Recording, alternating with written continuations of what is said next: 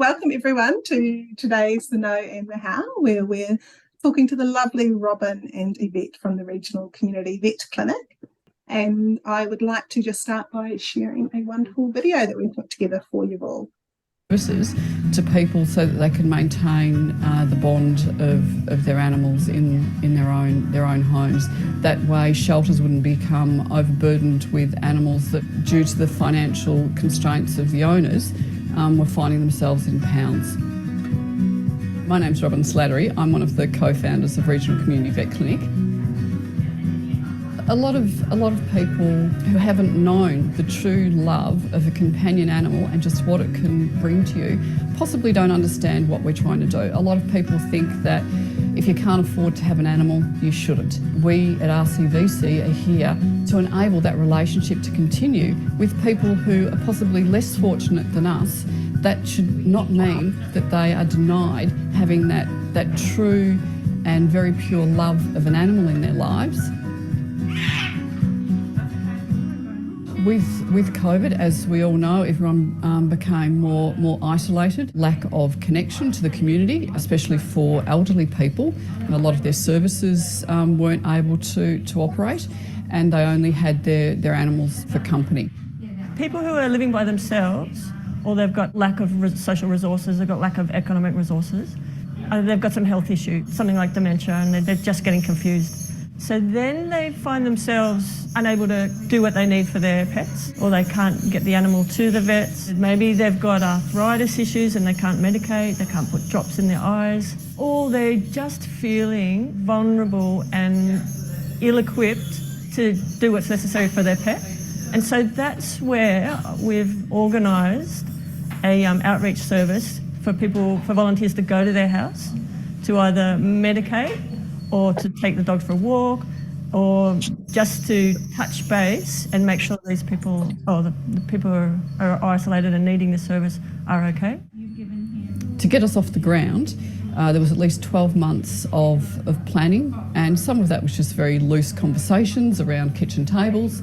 The funding from FRRR was a catalyst at the point when we received it. There was a few tears when we found out that we'd received it, because it was the difference between us having the money we needed and not having the money we needed for the project.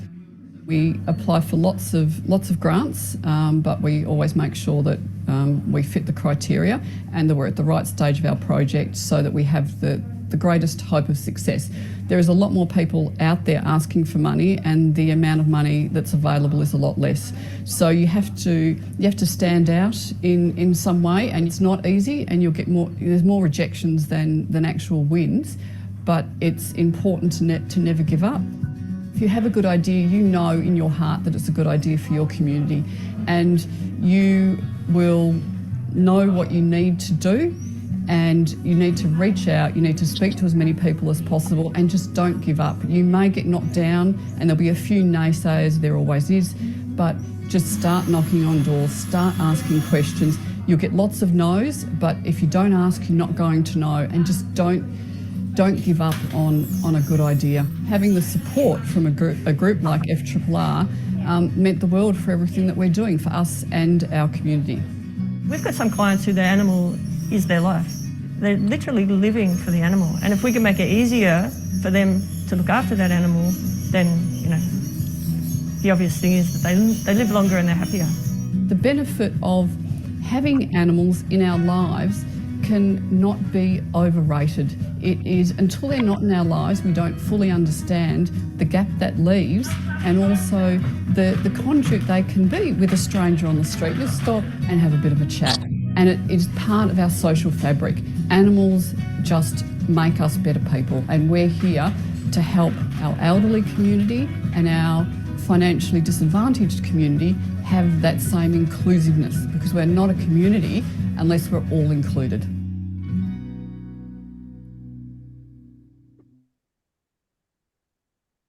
I love that last line, Robin. It's just beautiful. Anyway, I would now like to introduce two of my colleagues, Carly Whelan and Jill Creamer. So Carly is our Programs Manager for Victoria, South Australia and Tasmania, and Jill is our Place Lead here at FRRR. and they are going to take the session from here. So over to you guys. Thank you for that, Miles. And I'm very pleased to welcome the co-founders of the Regional Community Vet Clinic here today, which is Robin Slattery, who's the group's treasurer, as well as president of Vet Berkeley. So we'll be chatting to them about their project. But just to get the groundwork started, this project was actually funded by FRRR in March this year. And they received a $50,000 grant from the Rebuilding Regional Communities Grants Fund, which is about the COVID recovery. So we provided this funding to assist the group with the establishment of a volunteer community vet clinic and the outreach service in Central Victoria.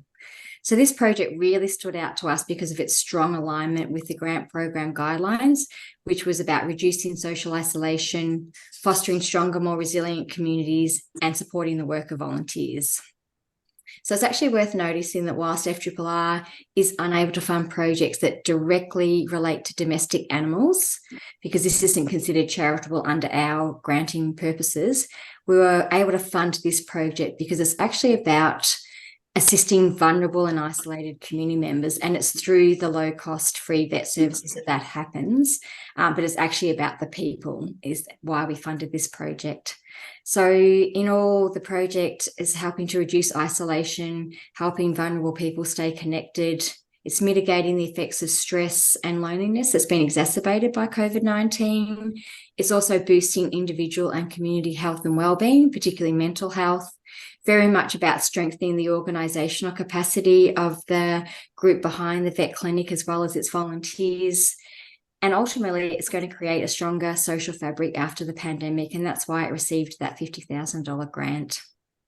So just to tease out more about the actual project and how it happened, we'll be firing some questions off at Robin and Yvette, and I'll direct the questions to each of you individually, but feel free to add information and tell us about all the great stuff as well as the challenges involved in getting this project off the ground.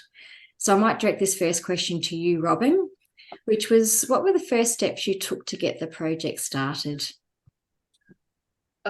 We did a lot of asking around, just finding out the three. There's another director who isn't with us today, and the three of us knew personally of the demands and the needs.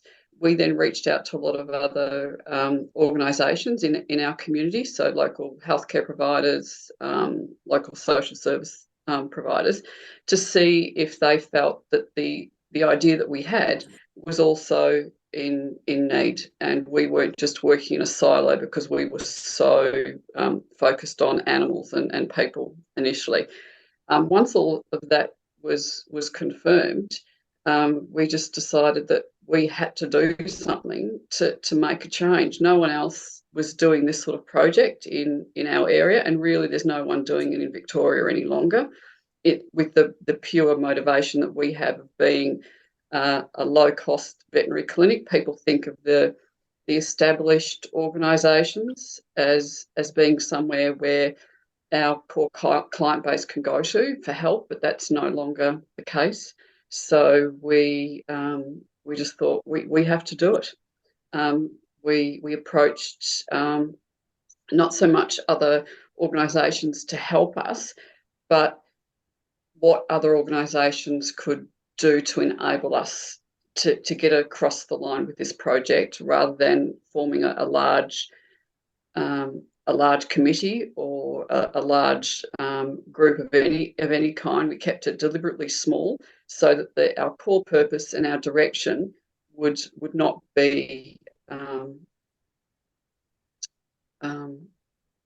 God, I'm sorry, I've totally forgotten what I was going to say. That basically it remained true to exactly what we wanted to do, and it was not going to be railroaded by lots of other people having different thoughts about what we wanted to do. So we've kept our organisation very small and have a voluntary advisory committee that we go to on broader topics, and we think we've got a really good model for how we need to operate. It sounds good. And Yvette, what challenges have you faced along the way, and how have you addressed them? So the challenges, I have to admit, I don't often see the challenges because Robin soaks those up. So the most obvious challenge at the moment is just getting a premises. So I think Robin has probably seen a lot of challenges because she writes all the grants. She deals with all the government representatives. And so, and she hasn't always told us all these challenges, but I imagine she'll be able to tell you more about those. But the most immediate pressing challenge is the building. We just haven't managed to, well, we've got the funding, but we haven't managed to get it released then to be able to secure a building. And the initial building that we did have ran into a lot of overlay issues, so we couldn't go ahead with that. So at the moment, the challenge is the premises, because also we're operating out of my personal clinic. While that is fine, it's not a permanent solution, and it limits us because we can only do it there on weekends. So yeah, that's the outstanding challenge currently. It sounds like you play to your strengths, with Robin having some real strengths in the grants and the organisational capacity. You've got the clinical and the people skills, and all the skills you bring together as a team. Sounds like it's really beneficial for the group. I think that's what's really worked for us, hasn't it, Yvette? We all keep in our lanes. Yes, yeah. We keep in our lanes because it's all we know how to do. That's right. Yeah, I think we've been, and it works really, really well. Yeah, works really well for us because there's no conflict, there's no egos in the way, because we each do what we do really well, and we run with it. But one of the things I think we've found with our type of project is, because it's new and unique, it's explaining that to people. It's outside of anything that anyone else is familiar with. If we were going to be doing some food pantry or something else that's an accepted concept, people just know what you're talking about straight away. We have to be really thorough about how we present ourselves and how we explain ourselves, not just in when we're applying for grants, but just in the everyday. We are so deep in this. We understand completely what community vet clinic's about. And when people just look at you a little bit glazy-eyed, you think, why don't you understand? We've been living this day and night for 2 years. So getting our the core purpose of the organisation across to people who are not educated about this has been one of the initial challenges. And we hope in 5 and 10 years' time, when those words are mentioned, people go, we know exactly what you're talking about. And other communities will be able to do this for themselves without all these hurdles that we've found. I'll hand over to you, Jill, for the next series of questions. Thanks, Carly. You talked a little bit about, the organisations that you'd engaged, but I'm guessing that volunteers would be a really critical part of what you've done to date and then where you're sort of looking to go. I'm wondering if you can talk a little bit about how you recruited your volunteers and how you keep them motivated and engaged in the project. So, Robin, I'll just talk about the veterinary ones, not the outreach. So initially, for our vet programs, so our desexing days, we approached an organisation in Melbourne called Vets for Compassion, and they were able to provide us with some of their volunteer vets. So we've networked with that group, and now we've kind of got a foothold in there, and we will often use the same vets from that group. They happily donate a whole day, drive up to the country, and they'll spend the whole day happily desexing animals with us. And they just fit in, and they've already got the mindset of volunteering. So we were able to access them through another community group. And then for the nursing staff, we just reached out to our friends who are one's a midwife, one's a retired psychologist, one's a student, and one works in council consultancy. And those people, it's word of mouth, we get more through them, but that core group of volunteers comes faithfully once a month and travels with us once a month if we go anywhere, and volunteers their whole day. And for them, it's the highlight of their month. They look forward to it. There's now a camaraderie, which is what happens when you get a group of volunteers who participate routinely. There's this camaraderie, a feeling like they're in a team, and they look forward to it, and they contribute, and they just want to learn and give as much back as they can, and they just bring their skills from their professions to what we're doing, and it works. And we've just got a way of teaching them what to do, and then, you know, they particularly have an aptitude, so they're able to just pick it up and do what we need, and we manage to get a whole lot of work done in a day and have a lot of fun. And that's why they keep coming back. So Robin will cook, and it will be like a cafe lunch we'll have as like the reward at the end. And people just keep coming back. And I think even when they've got other things on, they'll make room in their schedule to prioritize this, because that's connection and feeling like they're contributing and doing something outside of their normal life. And what about you, Robin? Are there other groups that have been engaged in the project and volunteer in other ways? Yes, we have our outreach program as well. And we also have some people that that do help me with some of the admin. So they will be feet on the ground, visiting the social service organisations, the hospitals, all of that sort of thing, getting our brochures in, introducing themselves, providing the coordinators with contacts.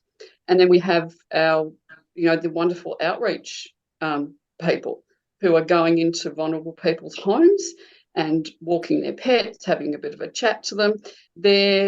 It's harder and on those people, because they don't get to engage with us on that once a month regular basis. So those wonderful, and it's mostly women at the moment that are doing all of that, it's really important to keep in contact with them, to provide feedback on how they're going, asking them how they're going with the clients that they're dealing with, also checking in with the clients that we're looking after to make sure that they're happy with the person that's volunteering with them. And then everyone needs to feel important about what they're doing, and providing those opportunities to volunteers that they're valued for what they're doing, and they're happily, like Yvette said, they're happily arriving each time we've got a volunteer session on, and are more disappointed if we have to cancel it for some reason.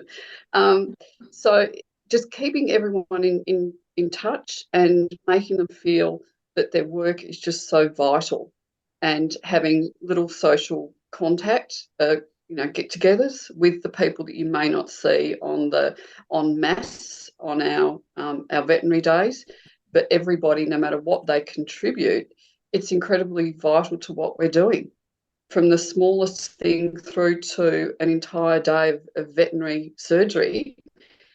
Unless we have each one of those people contributing in their volunteer capacity, it just wouldn't form the whole of what we're doing. So everyone has something to offer. Yeah, everyone. Absolutely. And I mean, that they're individuals, but are there any ongoing alliances or partnerships that you've developed over the time that are contributing to the growth and success of the project?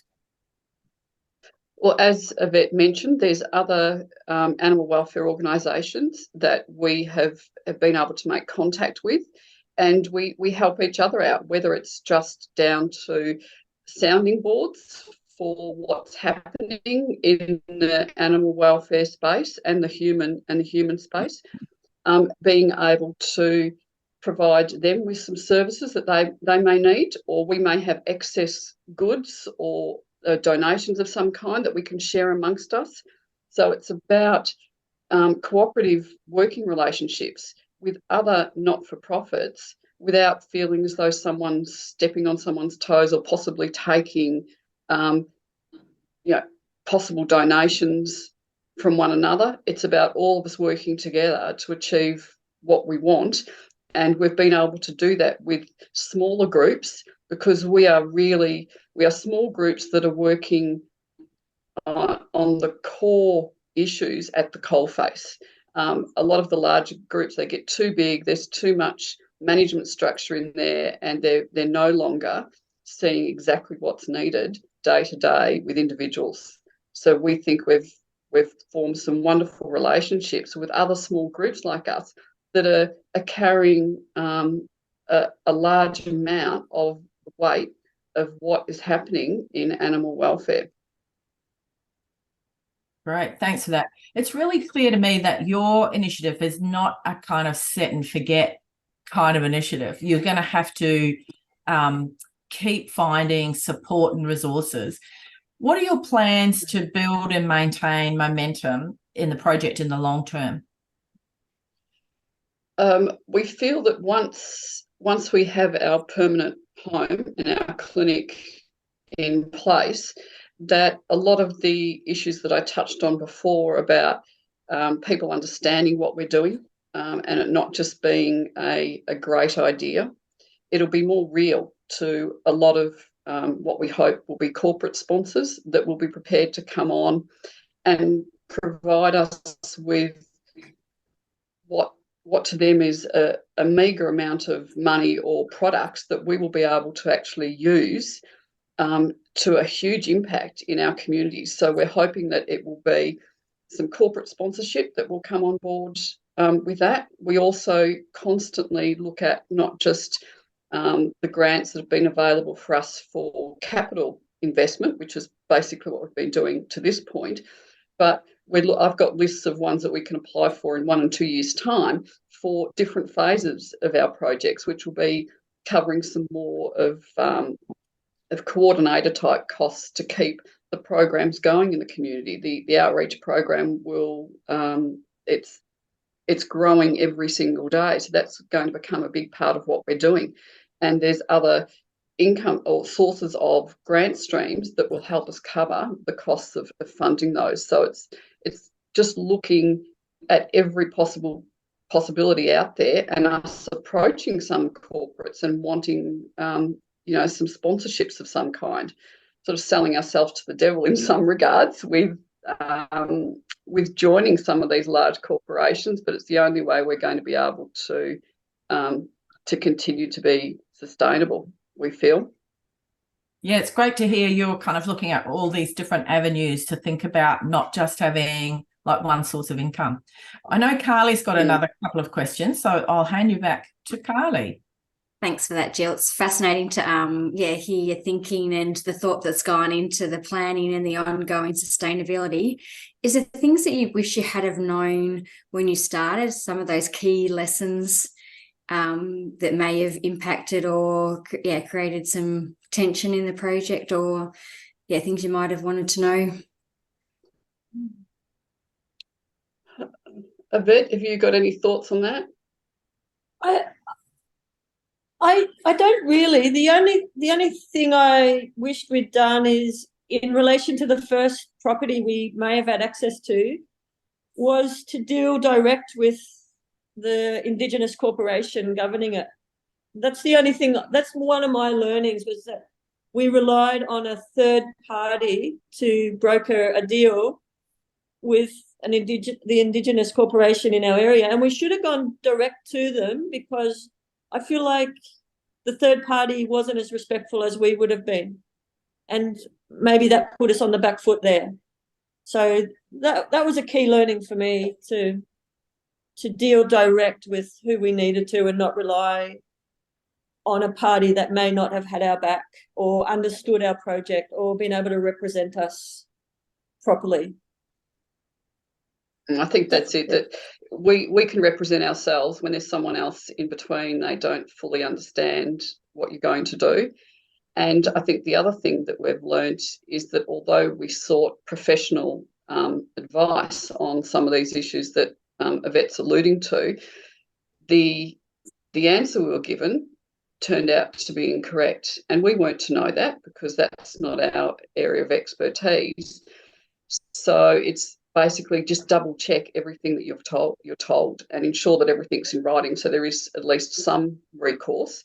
It hasn't done us a lot of good, but it's still there to prove that we did the right thing and we were given the wrong information. So just double check everything. We don't leave anything unverified these days.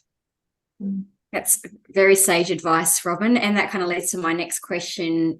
Given that you've got that sort of understanding and knowledge, and it's a key lesson you've learned, is there any other advice or lessons you might want to share for communities interested in doing something similar or a big project such as the one you're undertaking?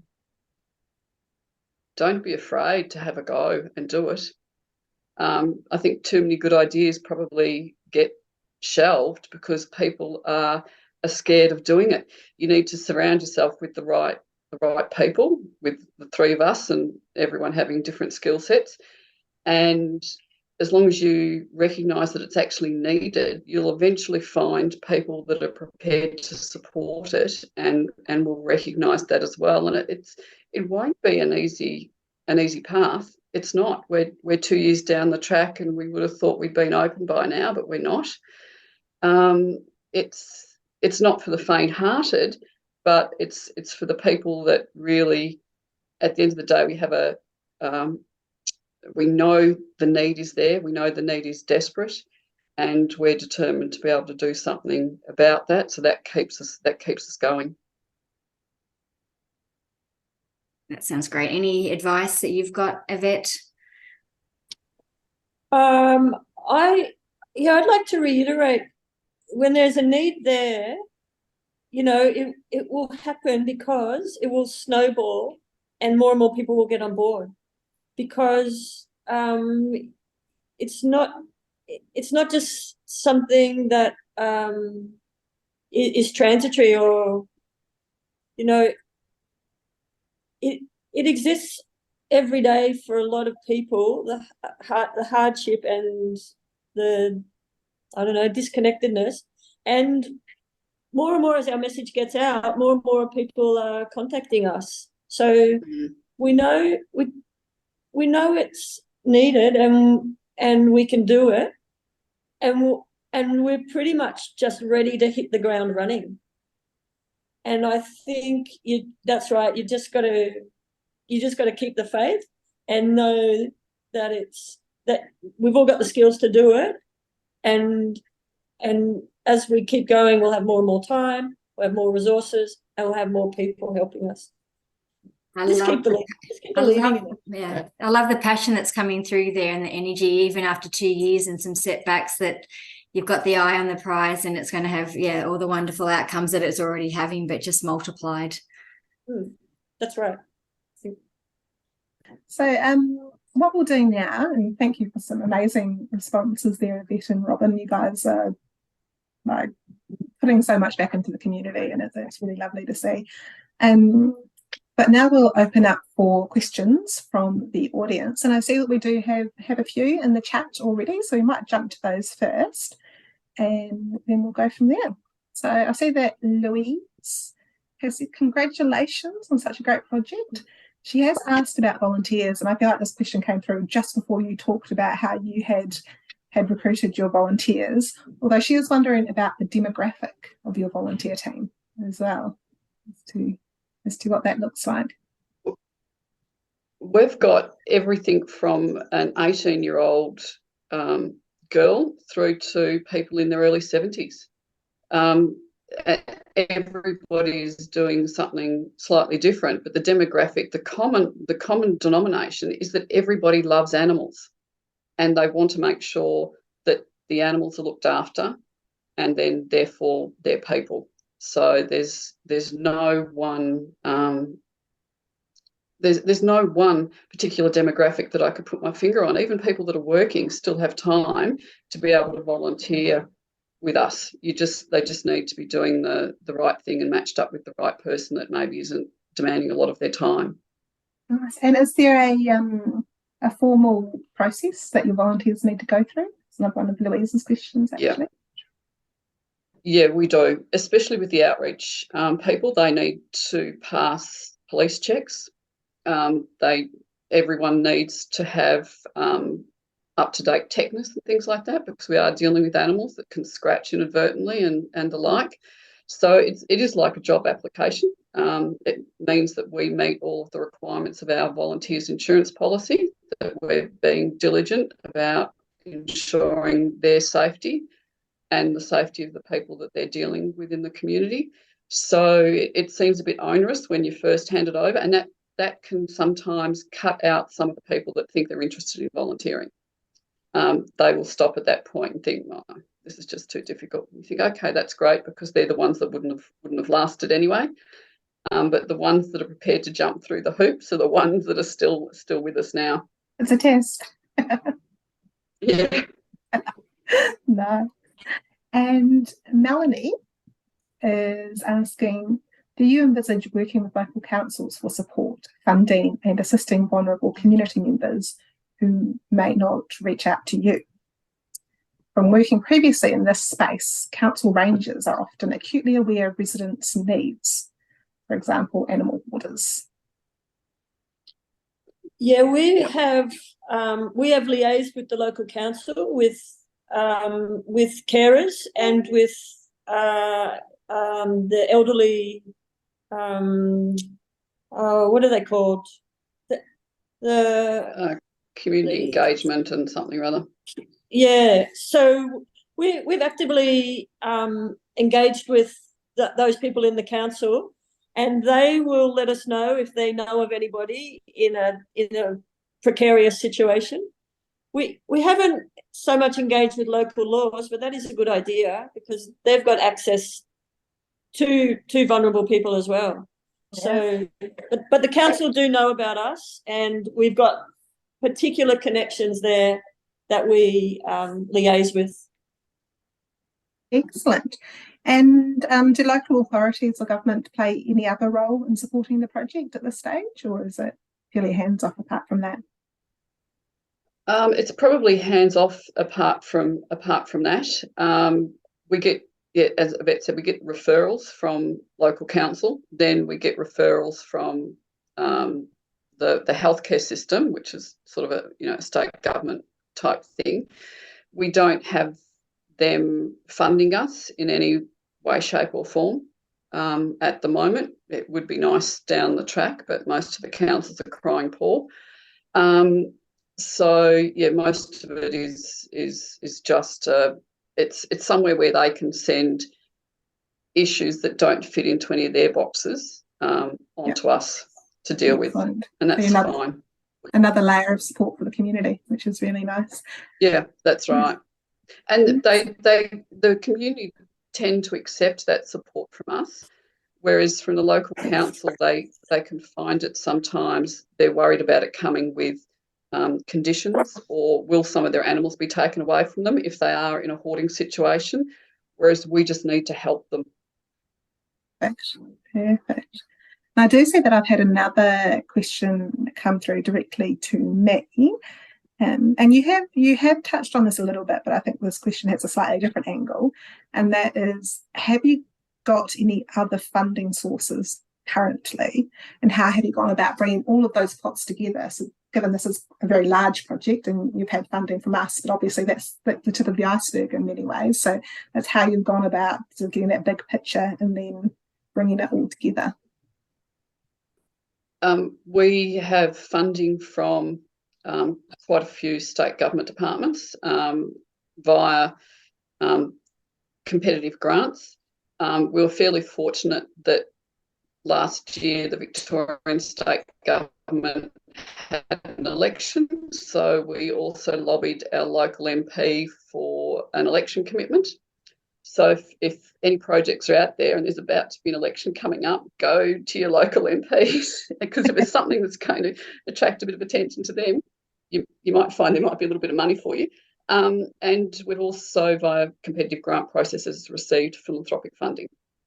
You have to look at all sorts of options. I cannot stress highly enough to invest a couple of $100 on a subscription to one of the granting sites, and everything is just listed there, and you can sort it and you can read through them and find out who's doing what.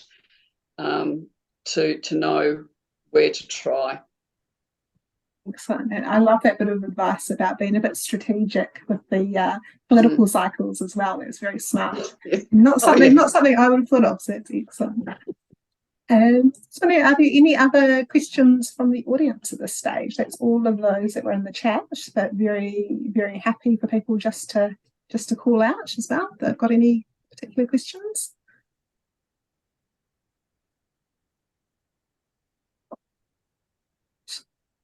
Carly and Jill, did you have any wrap-up questions or thoughts at all? Not really. I guess what I'm really just curious about is, how will you know if your project's been successful after all of this effort and doing all of this great stuff? How would you judge your success? Yvette, do you want to take that one? Have I lost you? I'm not sure. Will we do it formally? Will we audit it, or will we? I imagine we will have some audit. Yeah, how would you know that you've been successful? Like, what would the sign be to you? I think we'll know by how many people we help, by how many animals we see, by how many referrals we're able to take from various vets. So I think does it sound obvious that it's a numbers thing to gauge the success, and how many volunteers we continue to engage, how much participation we encourage, and I guess if we're still standing. Look, I think also, sorry to interrupt, Yvette, I think we can also we can already measure that, and even though we've only been operating one pop-up clinic a month, we've already been so successful with the numbers that we've achieved, and the people in the community that we've been able to help, and the people in the community that we're supporting ongoing. To each one of those, we're a success already. We're just looking at how much more successful we can actually be once we do have our premises. But I think we're already successful. Brilliant. I see we have another question too from Linda. Just saying, fantastic initiative, but do you know of any similar work happening in New South Wales? I think New South Wales, the RSPCA and I can't think of the other one in New South Wales off the top of my head. I think they still have an element of doing true welfare work, whereas that's just not the case for Victoria. But I don't know of any other organisation that's doing something like we are. Look, we hope that we're probably thinking a bit too far ahead, but we honestly hope that 10, 15 years' time, our model will be standard and we'll be able to help other communities roll this out, that there'll be a lot of them around. But at the moment, I don't know of any in New South Wales, I'm sorry. Oh, no, that's absolutely fine. And it's obviously a different setup in Victoria versus New South Wales, and therefore a different level of need there as well. So that makes sense. But it would be very exciting to see you guys supporting community vet clinics around the country in the future. So certainly hope that happens. So any more questions from anyone at all? Well, it's good timing, because despite all of my blunders at the start, we are right on time at 1:45. So as I said, this session will be recorded. It will definitely be sent to our comms people, which will do magic and will make it all very smooth at the start there. And then that recording will be sent out to everyone as well. So look out for that in your inboxes. I'd just like to say a huge thank you to Robin and Yvette for not only coming today, but for all the work you're doing for your community. It really is quite inspiring and amazing. So thank you. Thank you. Thank you for having us today and having an interest in what we're doing and supporting us with the grant.